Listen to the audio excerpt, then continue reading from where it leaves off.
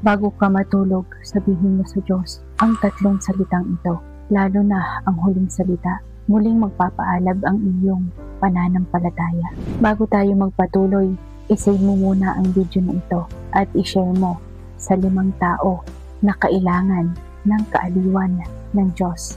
Unang salita, pasasalamat. Ang pagiging mapagpasalamat ay kayang baguhin ang lahat. Kahit na mga araw na mahirap, laging may dahilan para magpasalamat. Kapag nakikilala mo ang pinakamaliit na biyaya, natatablan ang puso ng Diyos. Ikalawang salita, pagpapatawad. Ang tunay na kapayapaan ay nasa pusong marunong magpatawad.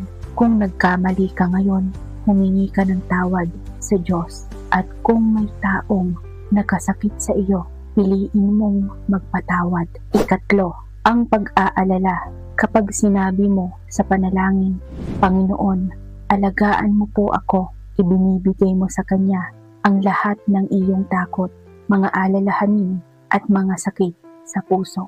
Pagagalingin ka ng Panginoon kung gusto mong ipagdasal kita araw-araw at palakasin ang iyong pananampalataya habang naghahanda tayo sa pagbabalik ng Panginoon. Mayroon kaming gabi-gabing online Bible study group.